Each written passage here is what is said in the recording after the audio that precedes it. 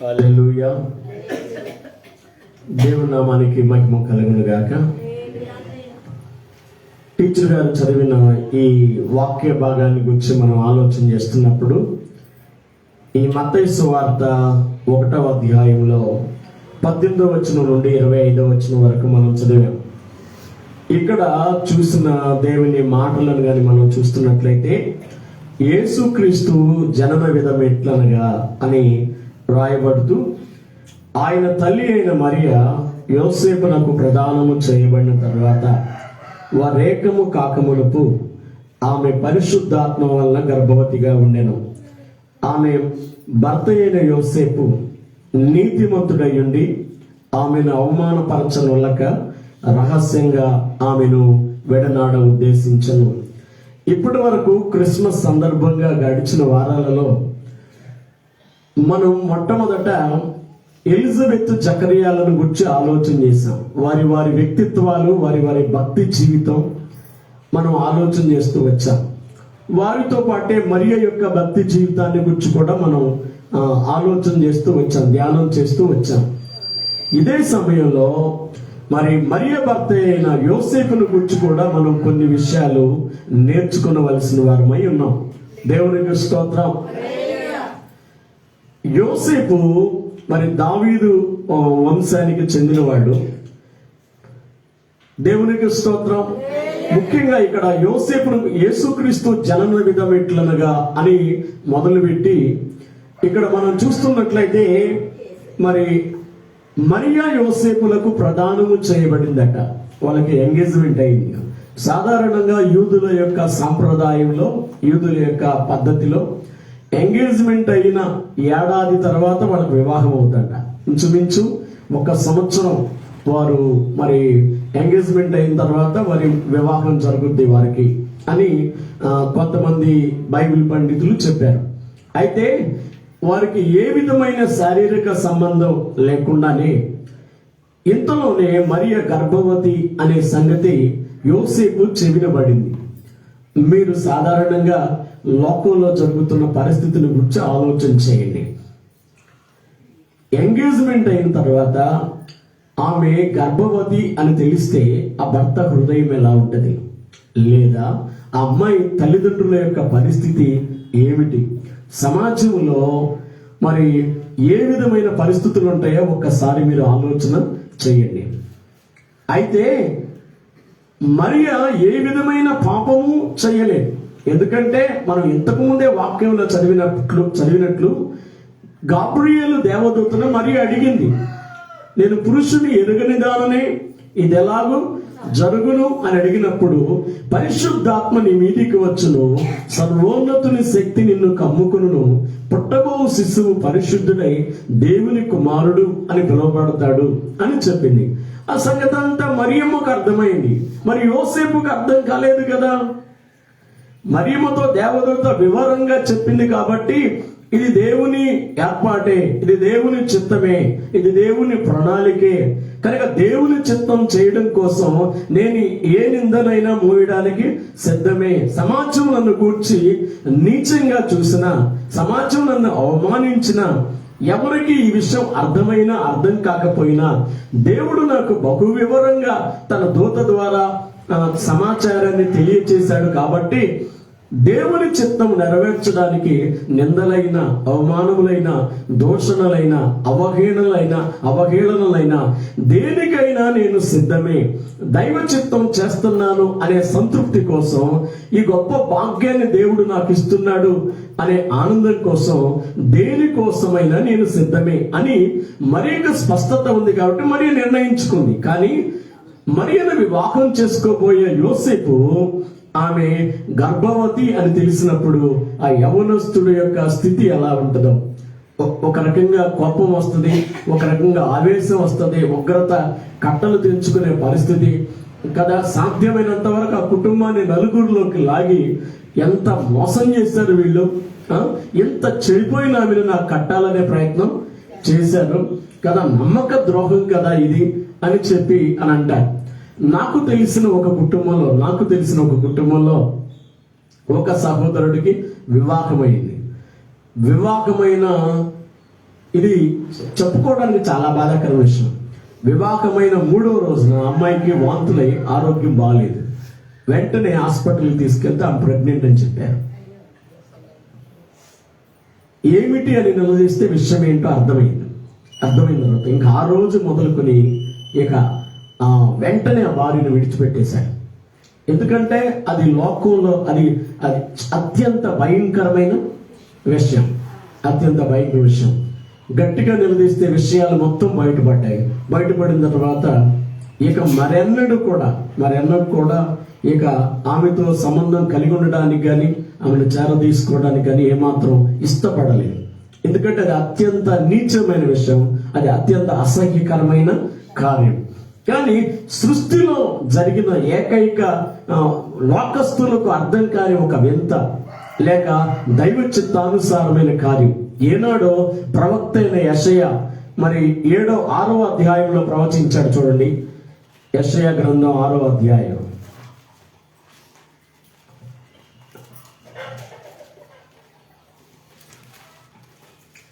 చూడండి, 6వ అధ్యాయంలో ఈ మాటను మీరు చూడండి. 13వ వచనం, 7:13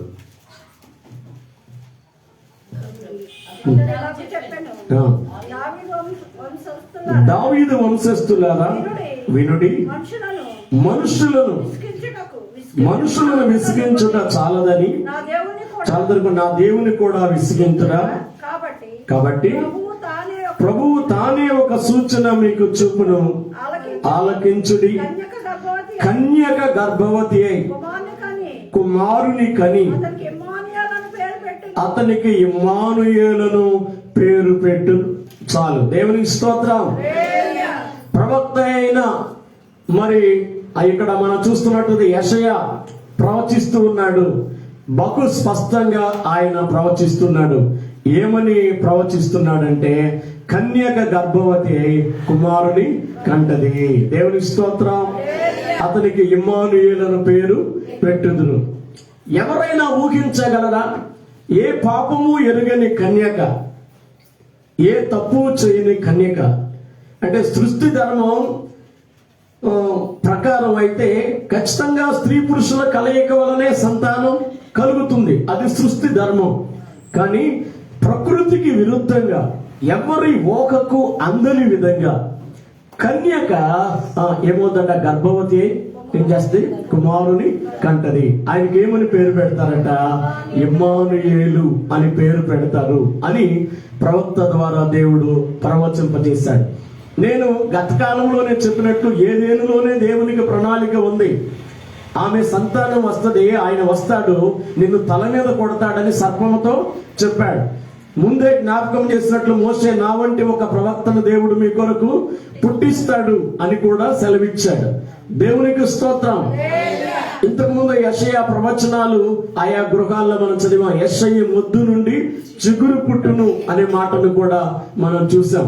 ఎలయనగా మనకు శిశువు పుట్టెను, మనకు కుమారుడు అనుగ్రహించబడెను, ఆయన భుజం మీద రాజ్యభారముండును అనే మాటలు కూడా జ్ఞాపకం చేసుకుంటూ వచ్చాం. ప్రభునందు ప్రియులారా, ఇక్కడ మనం చూస్తున్నట్లయితే ప్రవక్త అయిన యెషయా ఎంత అద్భుతం అంటే యెషయా గ్రంథం, దేవునికి స్తోత్రం. పరవస్తు సూర్యనారాయణ ఆయన ఒక బ్రాహ్మణ్ కన్వర్ట్. ఆయన కన్వర్ట్ కాక మునుపు ఒక హిందువుగా ఉండగా ఈ విషయాన్ని గురించి ఆలోచన చేస్తున్నాడట. ఆలోచన చేస్తూ ఉన్నప్పుడు ఆయన చాలా బైబిల్ ఒకటి సేకరించి, ఎవరి ద్వారానో బైబిల్ వారికి ఇచ్చారు. ఆ బైబిల్ సేకరించి ఎన్నో చదివాడంటే తనకి ఎక్కడా పూర్తిగా అర్థం కాలేదంట. యెషయా గ్రంథంలోనికి వచ్చేటప్పటికి యెషయా గ్రంథంలో లేదంటూ ఏమి లేదు. ఆది కాండంలో ఉన్న విషయాలు యెషయాలో ఉంటాయి, ప్రకటన గ్రంథంలో ఉన్న విషయాలు కూడా యెషయాలో ఉంటాయి. అంటే సృష్టి ఆరంభం నుండి సృష్టి అంతం వరకు, దేవునికి స్తోత్రం, లోకం పుట్టినది మొదలుకొని 1000 ఏళ్ల తీర్పు వరకు సమస్తం యెషయా గ్రంథంలో ఉంటాయి. బైబిల్ మొత్తం ఎన్ని పుస్తకాలు? 66 పుస్తకాలు. యెషయా గ్రంథం ఎన్ని అధ్యాయాలు? 66 అధ్యాయాలు. 66 పుస్తకాల్లో ఉన్న విషయాల్లో ఇంచుమించుగా ఈ 66 అధ్యాయాల్లో ఉండడం అనేది చాలా ఆశ్చర్యకరమైన విషయం. దేవునికి స్తోత్రం, హల్లెలూయా. కనుక ప్రభువైన యేసుక్రీస్తు యొక్క జననాన్ని గురించి ముందుగానే పరిశుద్ధాత్మ దేవుడు యెషయా ద్వారా ప్రవచింప చేశాడు. కన్యక గర్భవతి అయి కుమారుని కంటది, ఆయనకు ఇమ్మానుయేలు అని పేరు పెట్టుదురు అని వాక్యం సెలవిచ్చినట్లు కన్య అయిన మరియా మరి ఆమె గర్భవతి అయిన సందర్భాన్ని మన వాక్యంలో చూస్తాం. అయితే యోసేపునకు ఈ సంగతి ఏమీ తెలియదు కాబట్టి, యోసేపునకు ఏమీ అర్థం కాదు కాబట్టి ఆమె గర్భవతి అని తెలిసిన వెంటనే చూడండి, ఆమెనట రహస్యముగా విడనాడ ఉద్దేశించను అని బైబిల్లో మనం చూస్తూ ఉంటాం. దేవుని స్తోత్రం. ఎలా విడిచిపెట్టాలనుకుంటున్నాడంటే రహస్యంగా ఆమెను విడనాడ ఉద్దేశించను. అయితే అద్భుతమైన ఈ ఫ్రంట్ లో ఒక చైర్ ఖాళీ ఉందండి. దేవుని స్తోత్రం. హల్లెలూయా కదా. ఆమెను రహస్యంగా విడనాడ ఉద్దేశించను అని మనం చూస్తున్నాం. కానీ యోసేపుని గురించి రాయబడిన అద్భుతమైన మాట ఏంటంటే యోసేపు నీతిమంతుడు. మళ్ళా మత్తయి సువార్త 1వ అధ్యాయం 18వ వచనం దగ్గరికి మీరు వస్తే యోసేపు నీతిమంతుడై ఉండి, ఈ క్రిస్మస్ సందర్భంలో జకరియా యోసేపులు కూడా దేవుని దృష్టికి ఏమై ఉన్నారని చదువుకున్నాం మనం. నీతిమంతులై ఉన్నారు, ఆయన దృష్టికి నిరపరాధులై ఉన్నారు కదా. ఈ సందర్భంలో మనం యోసేపును కూడా జ్ఞాపకం చేసుకుంటున్నాం. యోసేపు ఎవరు అంటే దేవుని దృష్టికి నీతిమంతుడుగా ఉన్నాడు కనుక నీతిమంతుడుగా. మామూలుగా అయితే పెద్ద రాద్ధాంతమే చేస్తారు, పెద్ద యుద్ధమే చేస్తారు, సామాన్యమైన విషయం కాదు. తను చేసుకోబోతున్న అమ్మాయి గర్భవతి అని తెలిస్తే ఓ పెద్ద బీభత్సమే సృష్టిస్తారు, పెద్ద గొడవలు పంచాయతీలే చేస్తారు. ఈయన ఒకటే అనుకున్నాడట, ఇక గొడవలు మనకొద్దు కనుక ఆమెను ఏం చేయాలంటే రహస్యంగా నేను విడనాడుతాను, ఇక మ్యారేజ్ అయ్యే అవకాశమే లేదు, గర్భవతి అయిన ఆమెని నేను ఎలాగా వివాహం చేసుకుంటాను. ఈ నలుగురికి పబ్లిసిటీ కూడా చేయడం కూడా తనకి ఇష్టం లేదు కనుక నీతిమంతుడు కాబట్టి ఆమెను మరి రహస్యంగా విడనాడడానికి ఆయన ఉద్దేశించాడు అని వాక్యంలో మనం చూస్తున్నాం. యోసేపులో పరిశుద్ధతను మనం చూస్తాం. యోసేపు యొక్క నీతిని గురించి ఇక్కడ చెప్పబడింది. యోసేపులో మరి ఒక నెమ్మదైన స్వభావం, తొందరపాటు లేని స్వభావం, లేక మరి ఏమాత్రం దుందుడుకు స్వభావం అనేది యోసేపులో లేనే లేదు. ఆ వయసులో ఉండాల్సిన పరిణతి కాదని. ఆ వయసులో సాధారణంగా తొందరపాటు ఎక్కువ ఉంటుంది, ఉద్రేకాలు ఎక్కువ ఉంటాయి కదా. మనం ఆవేశపడి ఎప్పుడైనా సరే మనం సాధించగలిగేది ఏది కూడా లేదు. ఏ విషయంలోనైనా అవసరమైతే మనకు అర్థం కాని విషయాలు ఏమైనా ఉంటే దేవుడి దగ్గర మనం ప్రార్థన చేసి దైవ చిత్తాన్ని తెలుసుకోవడం చాలా ప్రాముఖ్యమైన విషయం. కనుక యోసేపు చాలా నెమ్మదైన స్వభావం కలిగిన వాడిగా, చాలా మరి నిబ్బరం కలిగిన వాడిగా, నిదానం కలిగిన వాడిగా ఉన్నాడు. ఇంకోటి ఏంటంటే ఇక దైవ చిత్తానికి తను సమర్పించుకుని తన దారేదో తను చూసుకోవాలి అని తను ఉద్దేశించినట్లుగా మనం ఇక్కడ చూస్తున్నాం. ఆమెను మరి విడనాడ ఉద్దేశించాడు అని వాక్యం మనం చూస్తున్నాం. అయితే ఇక్కడ మరొక విషయాన్ని మనం చూస్తాం. 20వ వచనం, అతడు ఈ సంగతులను గురించి ఆలోచించుకుని చుండగా. దేవుని స్తోత్రం. చాలా అనర్థాలకు కారణం ఏంటో చెప్పమంటారా? ఆలోచన లేకపోవడం. చాలా అరిష్టాలు, లేక చాలా అనర్థాలు, చాలా అపోహలు, లేక చాలా అభిప్రాయ భేదాలు, లేకుంటే హ్యూమన్ రిలేషన్స్, మానవ సంబంధాలు తెగిపోవడానికి కారణం ఏంటంటే ఆలోచన లేకపోవడం. బైబిల్ చెప్తుంది ఆయన యేసయ్య నామకరణాల్లో, యేసయ్య నామాల్లో ఆశ్చర్యకరుడు, ఆలోచనకర్త, నిత్యుడగు తండ్రి, సమాధానకర్త అధిపతి, బలవంతుడైన బలవంతుడైన అధిపతి అని పేరు పెట్టబడు. దేవుడు ఆశ్చర్యకరమైన ఆలోచన అనుగ్రహించే దేవుడు. దేవుని స్తోత్రం. ఆవేశ పరులకి ఆలోచనలు ఎప్పుడు ఉండవు. కొంతమంది ఉంటారు, వారు ఏమనుకున్నారో ఇక అంతే, ఇది అవునా కాదా, అసలు ఏంటి, ముందు వెనక ఏమి ఆలోచన చేసే విషయం ఏమి ఉండదు. చాలా చాలా తొందరపాటు నిర్ణయాలకి కారణం ఏంటంటే ఆలోచన లేకపోవడం. చూడండి, ఆలోచన ఉండాలంటే దానికి మనకి ఏముండాలంటే దీర్ఘశాంతం ఉండాలి, లేదా సహనం ఉండాలి. సహనం ఉంటే మనం ఏం చేస్తామంటే ఆలోచన చేస్తాం. సహనము లేక దీర్ఘశాంతం ఆత్మఫలం. ఆత్మఫలములు ఒకటే. దేవుని స్తోత్రం. ఆత్మఫలం ఏంటి?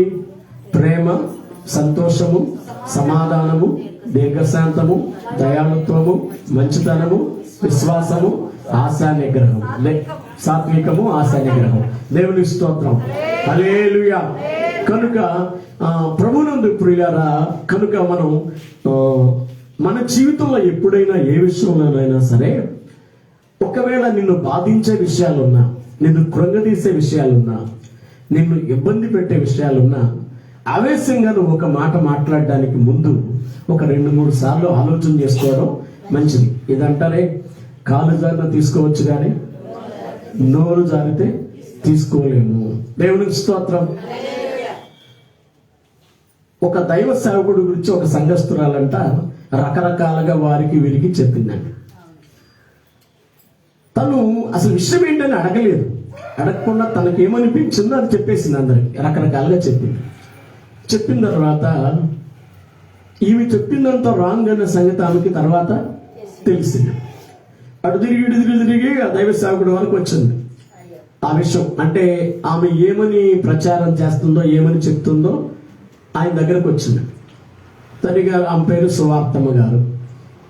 ఆమె తొందరపడే, ఆమె పశ్చాత్తాపం ఆమెకే వచ్చిందండి. ఆమెకి పశ్చాత్తాపం వచ్చాయా, నేను నిన్ను గురించి ఇలా అనుకున్నాను, ఇలా పొరపాటు అయింది, నేను వాళ్ళతో వీళ్ళతో ఇలా చెప్పాను, దయచేసి క్షమించండి అన్నాడు.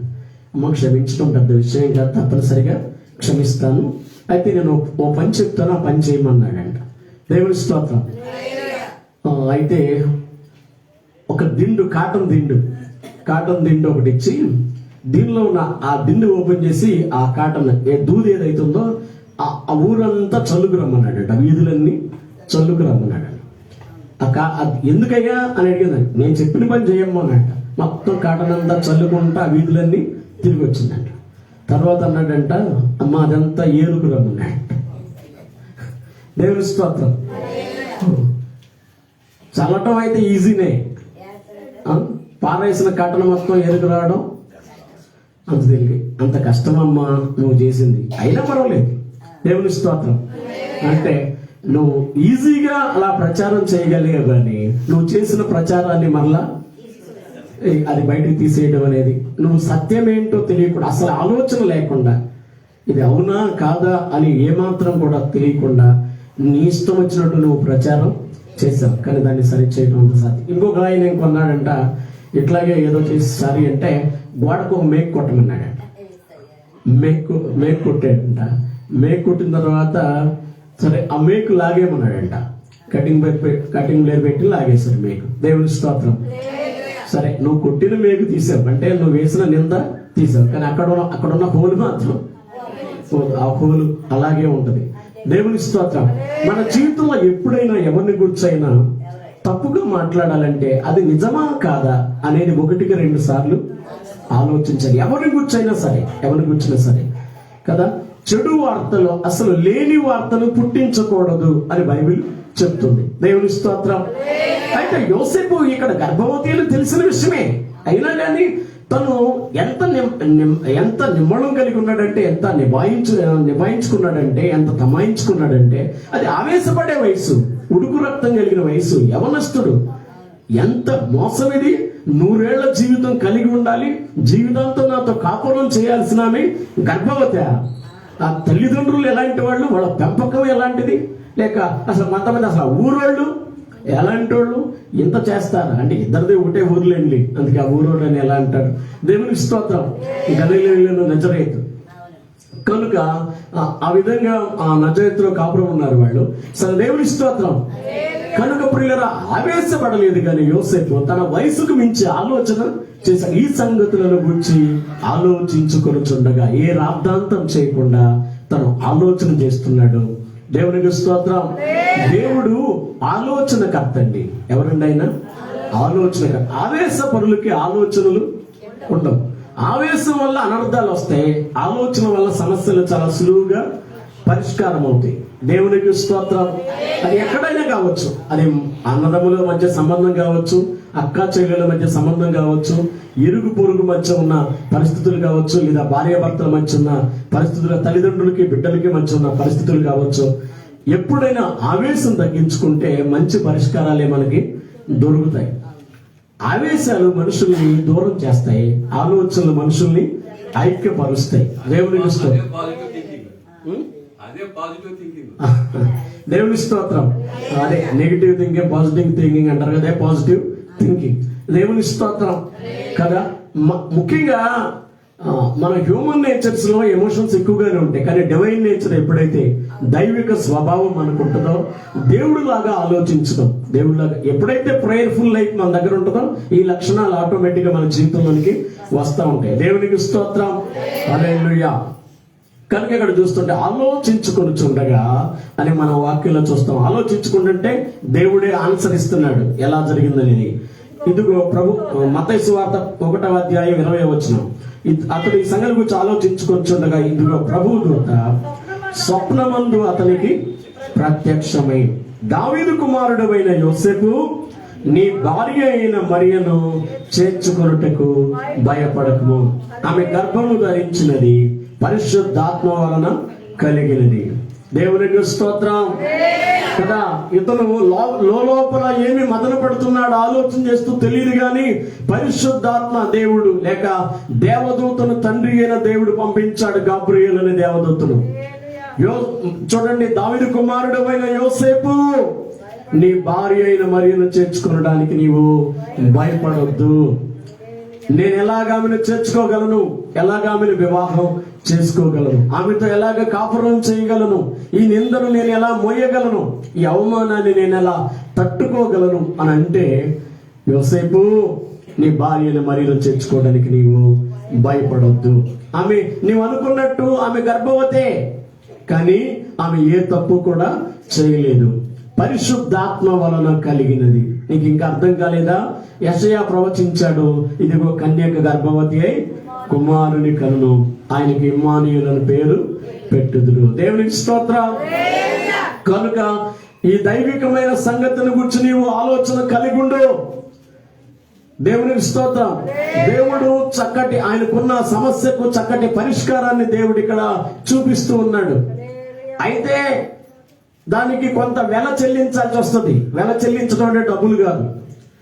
యోసేపు క్షమించే గుణం ఉండి భార్యను చేర్చుకున్నప్పటికీ, తన భార్యగా స్వీకరించినప్పటికీ ఎంత వెల చెల్లించాలంటే 9 మాసాలు ఆమె కనే వరకు ఆమెను జాగ్రత్తగా చూసుకోవాలి, ఏ తప్పు చేయకుండా ఉండాలి. ఇంకొకటి, సమాజంలో ఎవరైనా తనకు కాబోతున్న భార్య గర్భవతి అని తెలుసుకుని తన భర్తకు క్షమించే స్వభావం ఉండొచ్చు, తన ఇంట్లో చేర్చుకుంటే ఆమెతో ఉంటున్నప్పుడు సమాజంలో మాట్లాడే మాటలు ఎలా ఉంటాయి, సమాజం పరిస్థితి ఎట్లా ఉంటది? బ్రతికి ఉండి చచ్చినట్లుగా అనిపిస్తుంది కదా ఆ వింటున్న మాటలు కదా. ఎండ్రోయ్ కలిసి వచ్చే కాలానికి నడిచి వచ్చే కొడుకు వచ్చినట్టు ఉన్నాడు. ఇప్పుడు నేను ఒక చిన్న వీడియో చూశాను. మనుషుల్లో తప్పులు పట్టే స్వభావం, తప్పులు పట్టేవాళ్ళు నువ్వేం చేసినా తప్పు పడుతూనే ఉంటారు అని చెప్పడానికి చిన్న వీడియో. ఒక భార్యాభర్తలు ఉన్నారు, ఒక గాడిదను కొనుక్కున్నారు. ఏం కొనుక్కున్నారండి? గాడిదను. ఆ గాడిదను కొనుక్కుని తాడు పట్టుకుని నడిపించుకుంటూ వెళ్తున్నారు. ఆ గాడిద తోలుకుంటూ వెళ్తున్నారు. డబ్బులుంటే సరిపోదు, కొనుక్కుంటే సరిపోదు, దాన్ని ఉపయోగించుకోవడం తెలియాలి అని పక్కన వాళ్ళు అనుకుంటున్నారు. ఆ గాడిద తోలుకుంటే ఇల్లుతో నడుచుకుంటూ వెళ్తుంటే ఆ మాత్రం వివరం తెలియాలి అని పక్కన వాళ్ళు అనుకుంటున్నారు. ఓహో నిజమే కదా అనుకుని భార్యాభర్తలు ఇద్దరు గాడి మీద ఎక్కి కూర్చున్నారు. ఇద్దరు కాదు, ఫస్ట్ ఏం చేశారు, ఆయనే ఎక్కి కూర్చున్నాడు, ఆయనే ఎక్కి కూర్చున్నా, ఆ భార్య వెనకాల నడుస్తుంది. కొంచెం దూరం వెళ్ళాడు. పక్కన వాళ్ళు అనుకుంటున్నారు, చూసావా ఆడపిల్లనేమో నడిపిస్తూ ఈయన మాత్రం గాడిదగా కూర్చుని వెళ్తున్నాడు అనుకుంటే, నిజమే కదా భార్యను ప్రేమించాలి కదా అని తను దిగేసి భార్యను కూర్చోబెట్టాడు. ఆ భార్యను నడిపించుకుంటా, ఆ భార్యను కూర్చోబెట్టి నడిపించుకుంటూ వెళ్తుంటే ఆడపెత్తనం, భార్యను ఎక్కడ ఉంచాలో అక్కడ ఉంచాలి. భార్యను పెట్టాడు, గాడిద మీద కూర్చోబెట్టుకుని నడుచుకుంటూ వెళ్తున్నాడు. సరే ఇది కూడా తంటానేనా అని చెప్పి ఆయన కూడా ఎక్కువ కూర్చున్నాడు. దేవుని స్తోత్రం. భార్యాభర్తలు ఇద్దరు కూర్చుని వెళ్తుంటే అది కూడా తప్పడుతున్నారు. చూడుగా సార్ ఎంత చూడండి, ఎంత బరువు ఎంత చేసి ఎట్లా ఇద్దరు ఎక్కి కూర్చుని వెళ్తున్నారు అసలు అని చెప్పి అంటే ఏం చేయాలో. దేవుని స్తోత్రం. మొదట ఇద్దరు నడిపించుకెళ్ళినా తప్పే, తర్వాత ఇద్దరు కూర్చున్నా తప్పే, ఆయన కూర్చున్నా తప్పే, ఆమె కూర్చున్నా తప్పే. దేవుని స్తోత్రం. కొంతమంది మనుషుల్లో తప్పు పట్టే స్వభావం ఉంటుంది. ఏం చేసినా తప్పే, కూర్చున్నా తప్పే, నుంచున్నా తప్పే. దేవుని స్తోత్రం. సమాజంలో కొంతమంది కాస్త సైకోలు అనాలా, శాడిజం కలిగిన వాళ్ళు అనాలా, వాళ్ళు నువ్వు ఏం చేసినా తప్పే. నువ్వు తుమ్మినా తప్పే, దగ్గినా తప్పే. తుమ్మితే ఎందుకు తుమ్మావు, ఏదో ఉండుంటది కారణం. దేవుని స్తోత్రం. ఇప్పుడు ఎట్లా ఎందుకు తగ్గాలి అంటే ఈ దగ్గుకి ఏదో సంకేతం ఉంటది. దేవుని స్తోత్రం కదా. సమాజంలో పరిస్థితులు చాలా చాలా అత్యంత భయంకరమైన పరిస్థితులు. దేవుని స్తోత్రం. కనుక సమాజం చాలా చాలా అంటే నేను అనేది ఎవరేమనుకుంటున్నారు నువ్వు ఆలోచన చేస్తే నీ జీవితంలో ఒక్కడికి కూడా నువ్వు ముందుకి వేయలే కదా.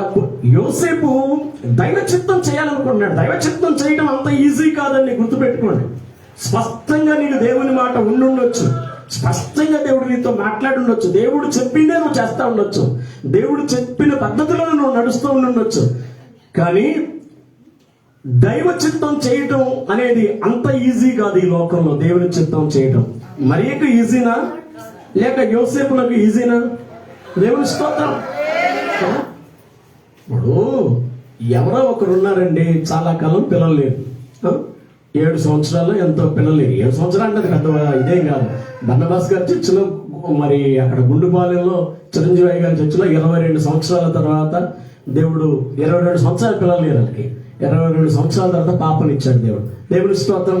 ఇలాంటి అద్భుతాలు ఇప్పుడు అబ్రహాము జీవితం అంటే చెప్పక్కర్లేదు, జకరియా ఎలిజబెత్ల సంగతి చెప్పక్కర్లేదు. దేవుని స్తోత్రం.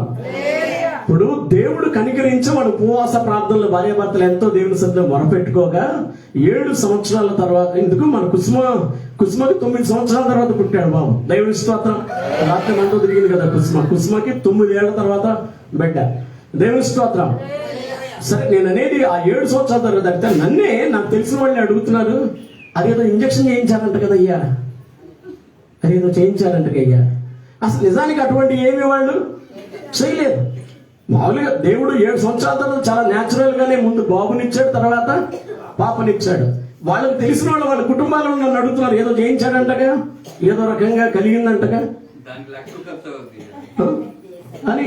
అంత ఈజీ అంటే దైవ కార్యాన్ని అంత ఈజీగా వాళ్ళు మాట్లాడుతూ ఉన్నారు కదా. అంటే మాట్లాడే మనుషుల కోసం మనం ఆలోచన చేస్తే ఒక్క అడుగు కూడా మనం ముందుకి వేయలేము, ఏ పని కూడా మనం చేయలేము. కొంతమంది యొక్క నైజం ఏంటంటే ఎప్పుడు ఎవరేమనుకుంటారో, వాళ్ళేమనుకుంటారో, వీళ్ళేమనుకుంటారో అనుకున్నప్పుడు వాళ్ళకి ఏమీ చేయలేక వాళ్ళ జీవితం అంతా అలాగే ఉండిపోతారు.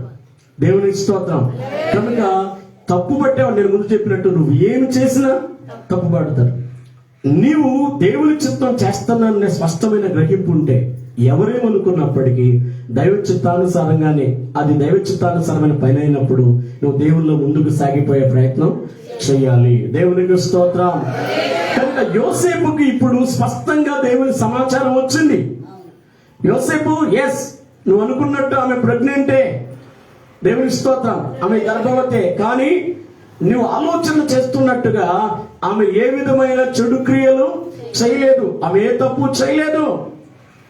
ఆమె పరిశుద్ధాత్మ వలన గర్భవతిగా ఉంది. ఆమె గర్భవతి పరిశుద్ధాత్మ వలన కలిగినది. దేవుని స్తోత్రం. కనుక మరొక మాట కూడా చెప్తున్నాడు 21. ఆమె ఒక కుమారుని కనును, తన ప్రజలను వారి పాపముల నుండి ఆయనే రక్షించును, గనుక ఆయనకు యేసు అను పేరు పెట్టుదు అనెను. దేవుని స్తోత్రం. క్లియర్ గా యోహాను జకర్యాకు చెప్పాడు, ఒక కుమారుడు జన్మిస్తాడు, అతనికి యోహాను అనే పేరు పెడతాము అని చెప్పాడు. దేవుని స్తోత్రం. శారాయి గురించి అబ్రహాంతో చెప్పాడు, నేను మీదటికి ఈ కాలాన్ని వస్తాను, నీ ఒడిలో ఒక కుమారుడు ఉంటాడు, పుట్టబోయేది అమ్మాయో అబ్బాయో దేవుడు ముందే చెప్పేశాడు. చాలా మందికి పుట్టబోయే అబ్బాయికి పెట్టాల్సిన పేరు కూడా దేవుడు ఇక్కడ తెలియచేశాడు. ఇక్కడ కూడా ఒక కొడుకు పుడతాడయ్యా, కుమారుడు జన్మిస్తాడు, తన ప్రజలను వారి పాపముల నుండి ఆయనే రక్షించును, గనుక ఆయనకి ఏమని పేరు పెడతావు? యేసు అని పేరు పెడతావు. దేవుని స్తోత్రం. యేసు అనగా రక్షకుడు అని అర్థం, కనుక రక్షకుడు అని పేరు పెడతాం. ఆయన ప్రజలను రక్షించడం కోసం తండ్రి అయిన దేవుడు మరియ గర్భంలో ఆయన శిశువుని ఏర్పాటు చేశాడు. కనుక దైవ చిత్తం చేయడానికి నువ్వు నిలబడు. నీ భార్య అయిన మరియను చేర్చుకోవడానికి నీవు భయపడొద్దు. దేవునికి స్తోత్రం. కనుక భయపడి దేవుని అనుగ్రహానికి నువ్వు దూరం కావద్దు. దేవుని స్తోత్రం. దేవుడు మరియను ఏర్పరచుకున్నాడు, దేవుడు నిన్ను కూడా ఏర్పరచుకున్నాడు. కనుక దైవ చిత్తం చేయడం కోసం నువ్వు నిలబడమని యోసేపుకు చెప్తున్నాడు.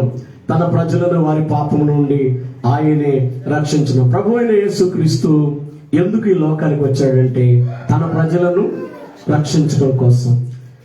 దేవుడు తన కుమారుడైన యేసయ్యని లోకానికి పంపించాడు. యేసయ్య లోకానికి వచ్చి 2023 సంవత్సరాలు అవుతున్నప్పటికీ ఈనాటికి కూడా రక్షణ సువార్త మన దేశంలో ఇంచుమించు మొదటి శతాబ్దం నుండి ఈ దేశంలో ప్రకటించబడతా ఉంది. మన దేశ జనాభా చైనాను దాటిపోయింది. ప్రపంచంలోనే అత్యధిక జనాభా కలిగిన దేశంగా మొట్టమొదటి స్థానంలోనికి భారతదేశం వచ్చింది.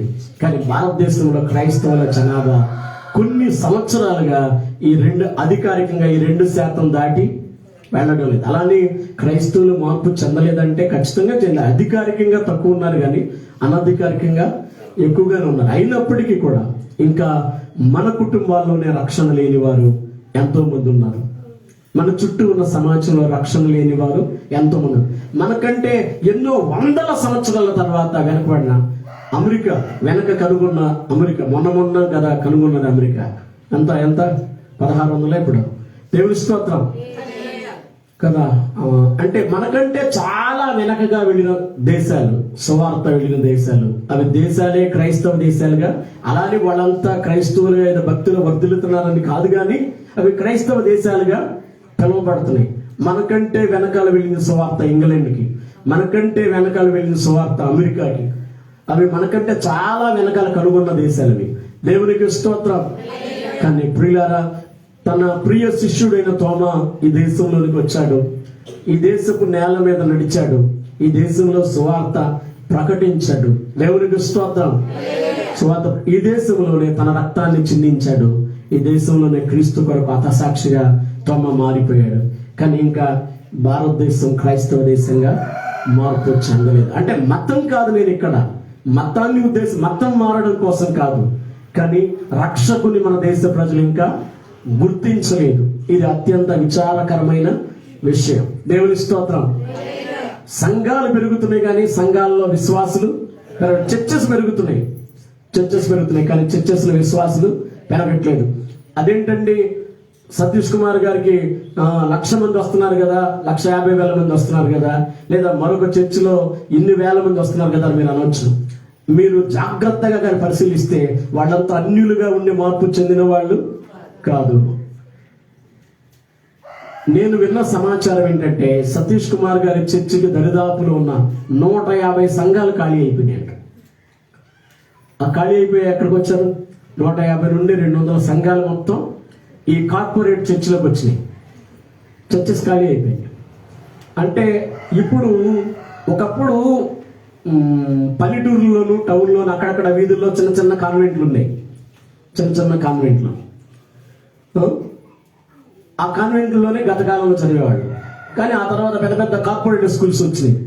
ఎప్పుడైతే పెద్ద పెద్ద కార్పొరేట్ స్కూల్స్ వచ్చినాయో కాన్వెంట్లు మొత్తం ఎగిరిపోయి ఇక పెద్ద పెద్ద ఏదైతే బ్రాండ్ స్కూల్స్ ఉన్నాయో, చైతన్య, నారాయణ, పెద్ద పెద్ద రవీంద్ర భారతి లాంటివి మొత్తం ఖాళీ అయిపోయి అంతా అందులోకి వెళ్ళిపోయారు. అలాగే చర్చెస్ కూడా అదే పరిస్థితి. ఎక్కడ డిజిటల్ చర్చెస్, పెద్ద పెద్ద అంటే అన్ని సౌకర్యాలు అంతా చూస్తున్నారు. చూడండి, మన పెద్దలైన దైవ సేవకులు పూర్వకాలంలో అక్షరం ముక్క లేకపోయినా వాళ్ళు పంచకట్టుతో ఉండి మోకాళ్ళ మీద ఉండి దేవుని దగ్గర కన్నీళ్లు గార్చి ఎంతగా, అంటే ఆ రోజుల్లో ఎవరికైనా దెయ్యం పట్టినా, ఎవరికైనా అనారోగ్యం వచ్చినా, రోగం వచ్చినా, ఏ సమస్య వచ్చినా ఎంతో వాళ్ళు మొరపెడుతూ కన్నీళ్లతో సంఘాలు కట్టారు. ఎంత పల్లెటూరులో కూడా అక్షర ముక్క లేని దైవ సేవకుడు అద్భుతమైన సంఘాలు కట్టారు. కానీ ఈ రోజులో ఉన్న అట్రాక్షన్స్ కి అటువంటి చర్చెస్ ఏమైనా ఉంటే మొత్తం ఖాళీ అయిపోతున్న పరిస్థితి. ఇది చాలా విచారకరమైన విషయం. అంటే నేను అంటున్నది ఏంటంటే, నా ఆవేదన ఏంటంటే, నూతన ఆత్మలు రక్షించబడడం చాలా ప్రాముఖ్యమైన విషయం. ఇప్పుడు ఏమవుతుందంటే ఉన్న సంఘాలు ఖాళీ, ఎక్కడో కొన్ని సంఘాలు బాగా పెరుగుతున్నాయి, ఎక్స్టెండ్ అవుతున్నాయి. దైవ స్తోత్రం కదా. ఇప్పుడు వాళ్ళు చెప్పగలుగుతున్నారు, మా సంఘం ఇదిగో ఈ నెలలో ఇన్ని వేల మంది, ఆ సంఘంలో అనే ఈ నెలలో ఇన్ని వేల మంది. అది ఎంతవరకు కరెక్ట్ దేవునికి స్క్రోలింగ్ వస్తా ఉంటుంది. అంటే ఏంటంటే ఇంకా ఇంకా పబ్లిసిటీ, ఇన్ని వేల మంది అయితే ఎక్కువ మంది ఎక్కడుంటే ఆ సంఘానికి వెళ్ళాలి. దేవుని స్తోత్రం. ఇది ఏ సన్న గారి చర్చి అని బ్రాండ్ ఉంటే చాలు, నేను ఏ సన్న గారికి చర్చికి వెళ్తున్నానండి అని చెప్పుకోవడానికి చాలా బాగుంటది. నేను ఎవరి సంఘం అనుకుంటున్నావు? ఏసన్న గారి సంఘం. నేను సతీష్ కుమార్ గారి చర్చికి వెళ్తానండి. వెళ్ళు, తప్పేం లేదు, దేవుని స్తోత్రం. కానీ నిన్ను ఆత్మీయంగా కన్నది సతీష్ కుమార్ గారేనా? దేవుని స్తోత్రం. హల్లెలూయా. అక్కడేనా నువ్వు ప్రభువుని అంగీకరించింది? ఆలోచన చేయాలి. దేవునికి స్తోత్రం. ఏ చర్చ అయినా ఒకటి, నూతన ఆత్మ అందులో రక్షించబడితే ఓకే, లోకాన్ని విడిచిపెట్టి నూతనంగా రక్షించబడి అందులో పార్టిసిపేట్ చేస్తే ఓకే. కానీ అలా కాదు పరిస్థితులు. కనుక ఇక్కడ చూస్తున్న విషయం ఏంటంటే, యేసుక్రీస్తు ప్రభువారు ఈ లోకానికి వచ్చి 2023 సంవత్సరాలు అవుతున్నప్పటికీ రక్షణ లేని వారు ఎంతో మంది మన కనుల ముందు ఉంటే, సంఘంగా అది ఈ సంఘమా మరో సంఘమా, సేవకులే గాని, స్వార్థకులే గాని, అపోస్తులే గాని, ప్రవక్తలే గాని, సంఘ విశ్వాసులే గాని, క్రీస్తు సామ్రాజ్య వ్యాప్తిలో మనం ఎంతవరకు ప్రయాస పడగలుగుతున్నాం? నశించిపోతున్న ఆత్మల కోసం మనం ఎంతగా ప్రార్థించగలుగుతున్నాం? యేసయ్య వచ్చాడు, తన పని చేశాడు, తను చేయాల్సిన సిలువలో బలియాగం చేశాడు, చనిపోయాడు, సమాధి చేయబడ్డాడు, తిరిగి లేచాడు, పరలోకానికి వెళ్ళాడు. మళ్ళీ రావడానికి ఆయన సిద్ధంగా ఉన్నాడు. రెండవ రాకడ ఇదిగో నేను త్వరగా వస్తున్నాను అంటాడు. ఇప్పటికిప్పుడు యేసయ్య వస్తే రక్షణ లేని వారందరి పరిస్థితి. దేవుని స్తోత్రం. కనుక మనం చేయాలి. దేవుడు ఈ టాస్క్ మనకు అప్పగించాడు. దేవుని స్తోత్రం. ఈ పనిలో క్రీస్తు సామ్రాజ్య వ్యాప్తిలో మనం పాలివారంగా ఉండాలి. పని చేయాలి, రాత్రనక పగలనక పని చేయాలి, ప్రార్థన చేయాలి. నాకు గత రాత్రి మనం తిరిగినప్పుడు అనిపించింది, 4 గోడల మధ్య కూర్చోంటున్నాం, బయటికి మనం ఇంతవరకు రాలేదు. అది చిన్న సంఘమో పెద్ద సంఘమో, నాకు ఆత్మ సంతృప్తి కలిగింది చాలా. క్రీస్తు కోసం మనం చిన్నగా వీధిలో నడిచాం. ఇక్కడ కూడా ఒక సంఘం ఉంది, ఇక్కడ కూడా ఒక చిన్న గుంపు ఉన్నారు, వాళ్ళు ప్రార్థన చేసుకుంటున్నారు. దేవుని స్తోత్రం. యేసయ్యను గురించి నడవగలిగాం మనం. పెద్దగా ప్రకటనలు చేయకపోయినప్పటికీ యేసయ్యను గురించి స్లోగన్స్ ఇచ్చుకుంటూ తిరిగాం. కనుక అంటే సంఘం అనేది ఎప్పుడు 4 గోడల మధ్య ఉంటే అది కాదు దేవుని చిత్తం. దేవుని స్తోత్రం. ఎవరో యోహాన్ కుమార్ గారు చెప్పారు, అది వాస్తవం. ఏం చెప్పారంటే, సువార్త ప్రకటించని సంఘం అంట చచ్చిన సంఘం అంట. ఏ సంఘం అయితే అవుట్డోర్ మినిస్ట్రీ చేయదో, అవుట్డోర్ మినిస్ట్రీ చేయని సంఘం అది చచ్చిపోయిన సంఘం అంట. దేవుని స్తోత్రం. అంటే మొదటి శతాబ్దపు క్రైస్తవులు ఏం చేశారంటే సువార్తను ప్రకటించారు. మనం కూడా ఏం చేయాలంటే సువార్తను ప్రకటించాలి. సువార్త అవుట్డోర్ మినిస్ట్రీ చేయాలి. బయటనున్న లోకాన్ని దేవుని సంఘంలోనికి మనం తీసుకురావాలి. అంటే లోక స్వభావాన్ని తీసుకురావాలని కాదు, లోకంలో ఉన్న ఆత్మలను దేవుని సన్నిధిలోనికి తీసుకురావాలి.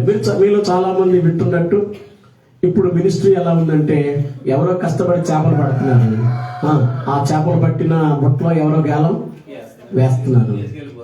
మా చర్చిలో అంత పెద్ద సౌండ్ సిస్టమ్ ఉంది, మా చర్చిలో ఇంత మంచి ఆర్కెస్ట్రా ఉంది, లేదా మా పాస్టర్ గారు ఒక్క మాట ప్రార్థన చేస్తే హల్లెలూయా. ఇప్పుడు కృపా గారికి జరిగిన కార్యం పబ్లిసిటీ. ఈ పబ్లిసిటీ నాకు ఇష్టం లేదు కాబట్టి, ఆ పబ్లిసిటీ పిచ్చి లేదు కాబట్టి దేవుని స్తోత్రం. నిజం చెప్పాలంటే కృపా గారు ఆ భయంకర వ్యాధిలో ఉన్నప్పుడు, ఆ ముక్కులో నుండి పైప్ పెట్టినప్పుడు, ఆ గరాటాలోంచి నీళ్లు పోస్తున్నప్పుడు, ఆ పచ్చటి మజ్జిగ పోస్తున్నప్పుడు, మరణ గడియల్లో ఉన్నప్పుడు అది తీసి 10 సార్లు డిజిటల్, నాకు ఒక ఇక్కడ ఎల్ఈడి ఉంటే అది పెట్టి, లేదా టీవీలో పెట్టి ఇదిగో చూడండి ఎలా ప్రార్థన చేసేటప్పుడు కదా, అది నా వల్ల జరిగినట్టు. దేవుని స్తోత్రం. ఎలా ప్రార్థన చేసేటప్పుడు చూడండి, ఎలా నిలబడి పాట పాడుతుందో. దేవుని స్తోత్రం. తెల్లటి వస్త్రాలతో నిలబడి ఎంత చక్కగా పాట పాడుతుందో చూడండి. ఆమె ఈమె అని చెప్పి ఆ ఫోటో ఒకటి, ఏ ఫోటో ఒకటి, అలా మార్కెటింగ్ చేసుకోవడం నాకు ఇష్టం లేదు. దేవుని స్తోత్రం. అలాంటి ఒక ఆమె అంటే ఒకటేనా అంటే ఎంతో మంది జీవితాల్లో దేవుడు కార్యం చేశాడు. ఎవరి జీవితాల్లో తక్కువ కార్యాలు చేశాడు? ఆల్మోస్ట్ అంకుల్ గారు హోప్లెస్ కండిషన్ లోకి వెళ్ళిపోయినాయి. హోప్లెస్ హోప్ లేదు, అంతేనండి. దేవుని స్తోత్రం కదా.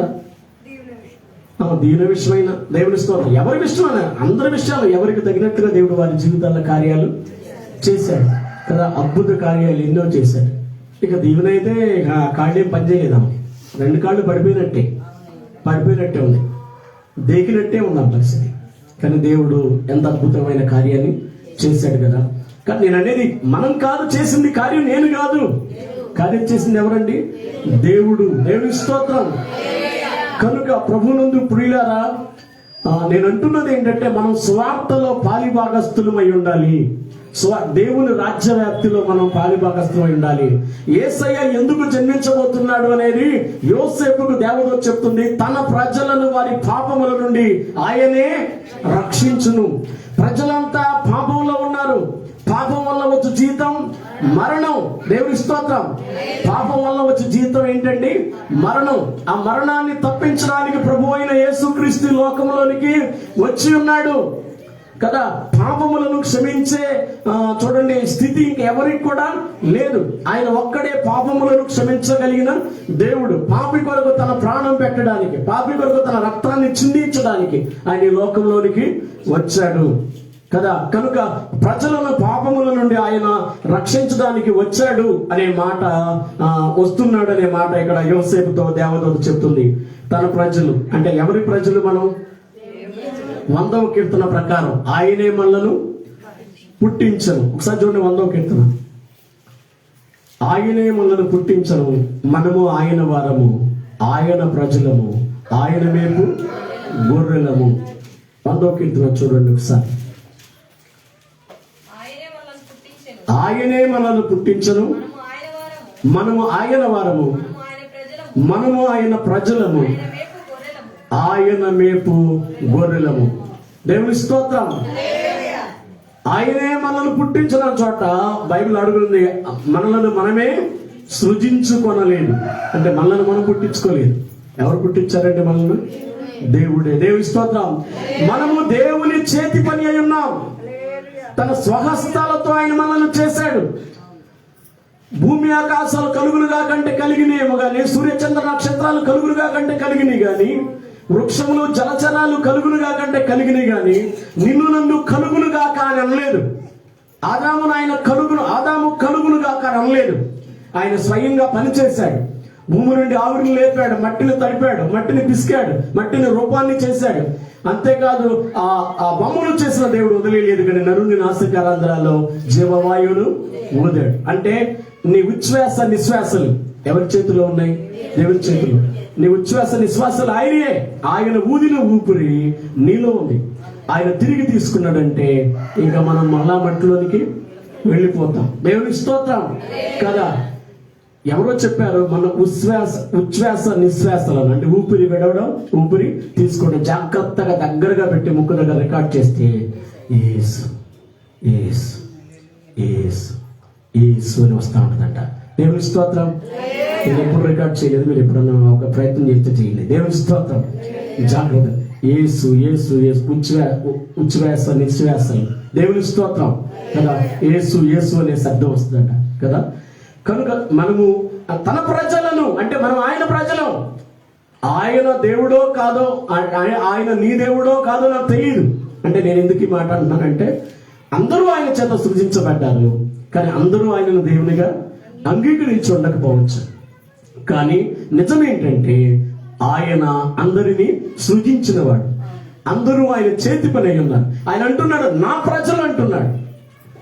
యెషయా 1వ అధ్యాయంలో ఏమన్నాడంటే మీరు చూడక్కర్లేదు, ఎన్నోసార్లు మాకు తెలుసు, నేను పిల్లలను పెంచి పెద్దవారినిగా చేశాను, వారు నా మీద తిరగబడ్డారు అంటాడు కదా. మనము ఆయన ప్రజలమైతే చూడండి, ఆయనను గుర్తించని సమాజం. మనము ఒకప్పుడు ఆయన గుర్తించలేదు, కానీ ఆయనను గ్రహించే కృప దేవుడు మనకి అనుగ్రహించాడు. ఆయనను అంగీకరించి సొంత రక్షకునికి అంగీకరించి రక్షణ పొందే భాగ్యాన్ని దేవుడు మనకి ఇచ్చాడు. ఆయన వచ్చి 2023 సంవత్సరాలు అవుతున్నప్పటికీ ఈనాటికి రక్షణ లేక ఎంతో మంది సమాజంలో ఉన్నారు. వారి కోసం మనం ఏం చేయాలి? ఈ క్రిస్మస్ దినాన ఒక సమర్పణ చేసుకోవాలి. నేను నా స్వంత కార్యములతో పాటు దేవుని కార్యాన్ని కూడా నేను చెయ్యాలి. నశించిపోతున్న ఆత్మల కోసం నేను ప్రార్థన చెయ్యాలి. దేవునికి స్తోత్రం. అవసరమైనప్పుడు నా సాక్ష్యాన్ని నేను ఇతరులతో పంచుకోవాలి. క్రీస్తు ఎరిగిన సమాజంతో పంచుకోవాలి. క్రీస్తు ప్రేమను నేను వారితో పంచుకోవాలి. ఏ విధము చేతన అగ్నిలో నుండి లాగినట్లు కొందరిని నేను రక్షణలోనికి నడిపించాలి. చావులకై పట్టబడిన వారిని తప్పించాలి. నాశనమందు పడుటకు జోగుచున్న వారిని నేను రక్షించాలి అనే భావన మన జీవితాల్లో ఉండడం చాలా ప్రాముఖ్యమైన విషయం. దేవునికి స్తోత్రం. హల్లెలూయా. కనుక యోసేపుకి ఇలా వివరంగా తన ప్రజలను వారి పాపాల నుండి ఆయనే రక్షిస్తాడు. కనుక ఆయనకు యేసు అని పేరు పెట్టుదు. 22 ఇదిగో కన్యక గర్భవతి అయి కుమారుని కనును, ఆయనకి ఇమ్మానుయేలు పేరు పెట్టుదురు అని ఆయన సెలవిచ్చాడు. అంతే. ఇమ్మానుయేలు అనగా దేవుడు మనకు తోడు. దేవుని స్తోత్రం. ఏ దేవుడైతే ఆదాము అవిధేయతను బట్టి, అవ్వ యొక్క అవిధేయతను బట్టి ఏదేను తోటలో నుంచి వారిని తోలివేశాడో, తనకు దూరమైన మానవాళ్ళని మళ్ళా దేవుడే వెతుక్కుంటూ మళ్ళా వచ్చాడు. దేవునికి స్తోత్రం. ఇమ్మానుయేలుగా తండ్రి అయిన దేవుడు తన కుమారుడైన యేసుక్రీస్తును పంపించాడు. హల్లెలూయా. ఏదో పాట ఉంటుంది మామూలుగా లోకంలో అయితే, ఎవరికి ఎవరు ఈ లోకంలో చివరికి యేసే పరలోకంలో, ఎవరికి ఎవరు ఎవరెవరో ఎదురవుతుంటారు, ప్రాణానికి నా ప్రాణం అంటారు, ఎవరెవరో ఎదురవుతుంటారు, ప్రాణానికి నా ప్రాణం అంటారు, కష్టాలలో వారు కదలిపోతారు, కష్టాలలో వారు కదలిపోతారు,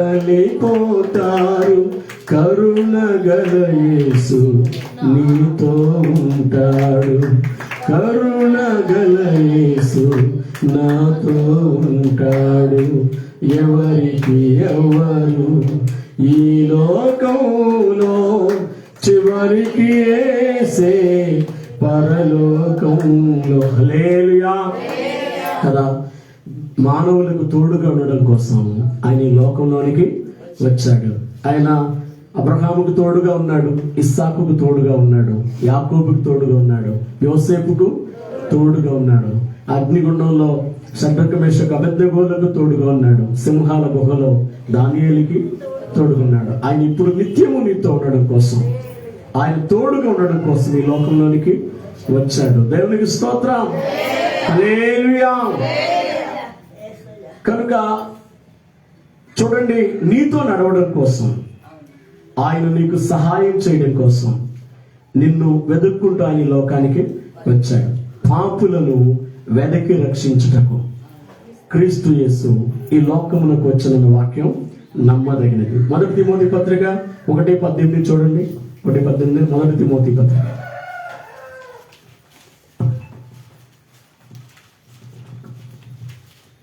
1 తిమోతి పత్రిక చూడండి, 15వ వచనం. పాపులను రక్షించుటకు క్రీస్తు యేసు లోకమునకు వచ్చిన వాక్యం నమ్మదగినది, పూర్ణాంగీకారమునకు యోగ్యమైనది అయి ఉన్నది. హల్లెలూయా. నేను మొదటి నుండి నీతిమంతుడినేనండి, మొదటి నుండి నీతిమంతురాలేనండి, నేను ఏ పాపం ఎరగనండి అన్నవాళ్ళు ఎవరైనా ఉన్నారు ఇక్కడ? అసలు మొట్టమొదటి నుంచి ఏ తప్పు లేదండి నాలో. మనిషికి 2 పాపాలు ఉన్నాయండి, జన్మ పాపము, కర్మ పాపము. ఆదామవ్వల నుండి వచ్చిన పాపం, తర్వాత కర్మ పాపం. దేవుని స్తోత్రం. యేసుక్రీస్తు దుష్ట శిక్షణ శిష్య రక్షణ అని రాలేదు. ఆయన దుస్తుల్ని రక్షిస్తాను, శిష్యుల్ని రక్షిస్తాను వచ్చాడు. పాపులను రక్షించడానికి వచ్చాడు. ధర్మశాస్త్రమేమో పాపం వల్ల వచ్చే జీతం మరణం అని చెప్తా ఉంటే, ఆ మరణాన్ని తను అనుభవించి జీవం మనకి ఇవ్వడానికి యేసయ్య ఈ లోకంలోనికి వచ్చాడు. పాపం చేసింది మనం, మన స్థానంలో నిలిచి మన పాపానికి రావాల్సిన శిక్ష అంతా తను భరించడం కోసం ఆయన ఈ లోకంలోనికి వచ్చాడు. పాపులమైన మన కోసం తన పవిత్రమైన రక్తం చిందించడం కోసం ఆయన ఈ లోకంలోనికి వచ్చాడు. దేవుని స్తోత్రం. హల్లెలూయా. కనుక అపోస్తలుడైన పౌలు తన స్వీయ అనుభవంలో చెప్తున్నాడు. తన ప్రియ ఆత్మీయ కుమారుడైన తిమోతితో అంటున్నాడు, ఓ తిమోతి, పాపులను రక్షించుటకు క్రీస్తు యేసు లోకానికి వచ్చిన వాక్యం నమ్మదగినది. దేవుని స్తోత్రం. పాపుల్ని రక్షించడం అంటే పాపంలో ఉన్న వాళ్ళకి సపోర్ట్ చేసి నిలబెట్టడం కాదు. మీకు అర్థమవుతుందా? దేవునికి స్తోత్రం. ఇప్పుడు నేను అప్పుడప్పుడు చెబుతుంటాను, ఈ క్రిస్మస్ సందర్భంగా నీ ఇంటికి పెయింట్ వేసుకున్నావా లేదా దేవుడు ఏమి అడగడు. ఈ క్రిస్మస్కి నువ్వు కొత్త బట్టలు కొనుక్కున్నావా లేవా అసలు దేవునికి సంబంధం లేదు. ఈ క్రిస్మస్కి మంచి బిర్యానీలు చేసుకున్నావా, బాగా తిన్నావా, యేసయ్యకి సంబంధం లేదు. ఈ క్రిస్మస్కి మంచి లైటింగ్ వేయించావా, నీళ్ళు బాగా డెకరేట్ చేసుకున్నావా, ఇది యేసయ్యకి ఏమైనా సంబంధం ఉందనుకుంటున్నారా? ఏమీ లేదు, ఏమీ లేదు. ఈ క్రిస్మస్ సందర్భంగా నీ హృదయంలో క్రీస్తుకి చోటుందా? దేవుని స్తోత్రం. క్రీస్తుకు నీ హృదయంలో చోటిచ్చావా? ఇది చాలా ప్రాముఖ్యమైన విషయం. మీకు ఒక సంగతి తెలుసా? ఎంత నవ్వులాటో తెలుసా? బార్ షాపుల మీద స్టార్ కట్టారు.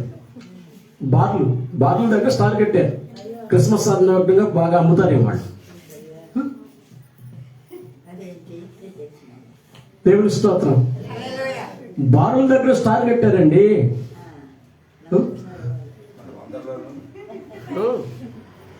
దేవుని స్తోత్రం. అంటే కొంతమంది వాళ్ళ పండగల సందర్భంగా బాగా తాగుతారు. కొంతమంది వాళ్ళ పండగ కదండి. ఇప్పుడు ఏసన్న గారు ఏదో బాగా చెప్తాడు దాని గురించి. దేవుని స్తోత్రం. హల్లెలూయా. ఎవరినో అడిగాడంట ఒక విషయాన్ని, ఏదో పెద్ద కథ అంతా చెప్పలేదు నేను. ఇప్పుడు తాగుతావా అని అడిగాడు ఒక ఆయనతో. కౌన్సిలింగ్ చేస్తా. తాగుతా ఉంటానండి, కథ పండగలప్పుడు కొంచెం ఎక్కువ పుచ్చుకుంటా ఉంటానండి. పండగ కదండి, నా మాత్రం తాగాలి కదండి అన్నాడండి ఏసన్న గారు. దేవుని స్తోత్రం. పండగ అంటే ఏంటి? తాగటం, అదే పండగ. దేవుని స్తోత్రం. అది వాళ్ళకి సాంప్రదాయం. కొంతమంది క్రైస్తవుల సాంప్రదాయం ఏంటంటే పండగ సందర్భంగా బాగా తాగడం. ఏసన్న గారు అనేవాడంటే ఇంటి మీద స్టారు, ఇంట్లో బారుని. కొంతమంది క్రైస్తవుల పరిస్థితి ఇట్లా ఉంది. అది ఎంత వారికి అసలు క్రిస్మస్ తో ఏమి సంబంధం? తాగుబోతులకి, అంటే క్రైస్తవులైన అనుకుంటున్న తాగుబోతులకి క్రిస్మస్ తో ఏమి సంబంధం? నేను అందరి సంగతిగా చెప్పాను. దేవుని స్తోత్రం. క్రీస్తుకి నీకు ఏమి సంబంధం? దేవుని స్తోత్రం. అంటే నేను సృజించింది ఆయనే. ఆయన ఇంకా గుర్తించలేదు కదా, నీ బ్రతుకు మారలేదు కదా, నీ త్రాగుడు జీవితాన్ని విడిచిపెట్టలేదు కదా, నీ చెడుతనాన్ని విడిచిపెట్టలేదు కదా. దేవుని స్తోత్రం కదా. యేసయ్య ఎన్ని సంవత్సరాలుగా ఎంతమంది హృదయాలు తడుతున్నాడు. కానీ దేవుడిస్తున్న విలువైన ఆయుష్కాలాన్ని దుర్వినియోగం చేసుకుంటున్న వాళ్ళు చాలా మంది ఉన్నారు. వారి విషయం అది అత్యంత విచారకరమైన విషయం. దేవునికి స్తోత్రం. ఓ తిమోతి, ఒక్క సంగతి గుర్తుపెట్టుకో. యేసుక్రీస్తు ఎందుకు వచ్చాడంటే పాపులను రక్షించడానికి ఈ లోకానికి వచ్చాడనే వాక్యం నమ్మదగినది.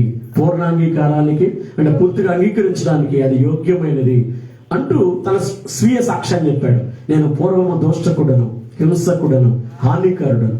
మరొక వచనం నాడు పాపులలో ప్రధానమైన పాపి. ఆ ప్రధాన పాపిని నా యందు ఆయన కనికరాన్ని చూపాడు. దేవుని స్తోత్రం. యేసుక్రీస్తు రాకపోతే మనం మోక్షానికి వెళ్ళే అవకాశమే, పరలోకానికి వెళ్ళే అవకాశమే లేదు. యేసుక్రీస్తు రాకపోతే మనం నరకానికే. యేసుక్రీస్తు రాకపోతే మనం పాపం నుండి బయటపడే అవకాశమే లేదు. దేవునికి స్తోత్రం. యేసుక్రీస్తు వచ్చి సిలువలో ప్రాణం పెట్టకపోతే యుగాలు కాలే అగ్నిగుండంలోకి మనం వెళ్ళేవాళ్ళం. ఆయన వచ్చాడు, మనం చేసిన పాపలంతటికి శిక్ష ఆయన భరించాడు. దేవుని స్తోత్రం. మన మరణాన్ని ఆయన భరించాడు. మనకిప్పుడు నిత్య రాజ్యాన్ని వాగ్దానం చేశాడు. ఒక నిజ క్రైస్తవుడు నిరీక్షణ ఏంటో తెలుసా? ఎప్పుడు మరణం వచ్చినా ఇక్కడ కన్ను మూస్తే అక్కడ కన్ను తెరుస్తాం. దేవునికి స్తోత్రం. నిజ క్రైస్తవుడు నిరీక్షణ ఏంటో తెలుసా? ఎప్పుడు యేసయ్య వస్తే అప్పుడు నేను రెప్పపాటులో మార్పు చెంది మేఘాల మీద ఆరోహణమై నా ప్రియ ప్రభువుని మధ్యాకాశంలో నేను కలుసుకుంటాను. దేవుని స్తోత్రం కదా. ఇప్పుడు ఈ మధ్యకాలంలో పాటలేదు కానీ వెనకాల పాడేవాడు, యేసయ్య నా యేసయ్య ఎప్పుడయ్యా నీ రాకడ. దేవుని స్తోత్రం. యేసయ్య నిన్ను చూడ ఆశయ్య. దేవునికి స్తోత్రం. కనుక యేసయ్య మరి మనల్ని రక్షించడం కోసమే వచ్చాడు అనే సంగతి యోసేపునకు గాబ్రియేల్ అనే దేవదూత తెలియజేస్తుంది. ఈ సంగతులు మనం గమనిద్దాం. మన ప్రియ రక్షకుని గురించి లోకానికి చాటి చెప్పే ప్రయత్నం చేద్దాం. క్రీస్తు సామ్రాజ్య వ్యాప్తిలో మనల్ని మనం పునరంకితం చేసుకుందాం, ప్రార్థన చేద్దాం, ప్రకటిద్దాం, సాక్ష్యం పంచుకుందాం. ఏ విధము చేతనైనా కొందరిని మరి క్రీస్తును తమ హృదయంలో కలిగి ఉండే విధంగా మనం ప్రయత్నం చేద్దాం. దేవుడి మాటలు దీవించును గాక. ఆమేన్. ప్రార్థన చేసుకుందామండి. ప్రార్థన చేసుకుందాం.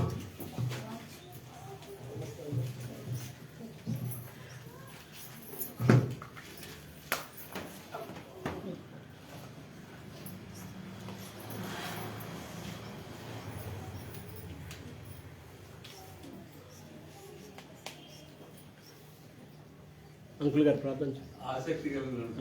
బేబీ ఆంటీ గారు ప్రార్థన చేయండి.